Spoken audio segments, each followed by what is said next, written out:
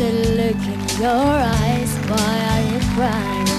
Tell me now, tell me now, tell me why you're feeling this way. I hate to see you so down, oh baby. Is it your heart, ooh, that's breaking all in pieces, making you cry, making you feel blue? Is there anything that I can do? Why don't you tell me where it hurts now, baby? And I'll do my best to make it better. Yes, I'll do my best to make those tears to go away. Just tell me where it hurts now, tell me. And I love you with a love so tender. Oh, and if you let me stay, I love you all the way. Ooh. Thank you, Kim. Thank you po. Maraming salamat. Dito tayo, dito tayo. Shereen Reyes, palakpakan po natin, kaibigan. Thank you.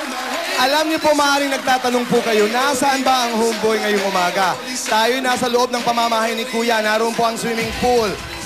At ito'y pambihirang pagkakataon dahil ito po ang unang palabas na pinayagan po ni Kuya na magkaroon po ng pagkakataon na dumalaw dito sa loob ng kanyang bahay.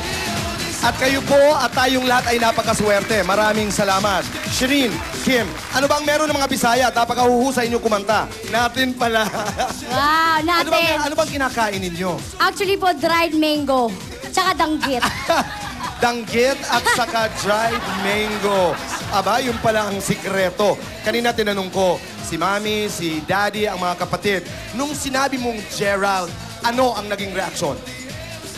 Anong sinabi sa'yo? Nagulat po. Nagulat talaga? Opo. Hindi nagalit? Hindi naman. Hindi naman. Boto ba sila kay Gerald?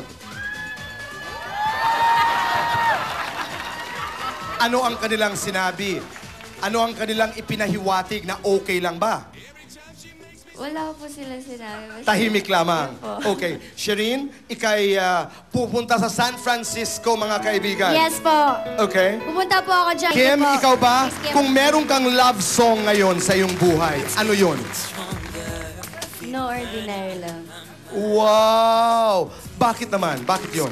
Kasi hindi ko pa po yung nahanap yung tunay na pagmamahal. Hindi ko po nararamdaman. Hindi pa. Hindi pa po. Dadating at dadating yun. Bata ka pa. Ang big winner po, mga kaibigan ng Pinoy Big Brother Teen Edition, Kim. At inuulit ko po, ang homeboy ay kasalukuyan nasa loob po ng pamamahay ni Kuya. Maraming salamat. Live na live po kami.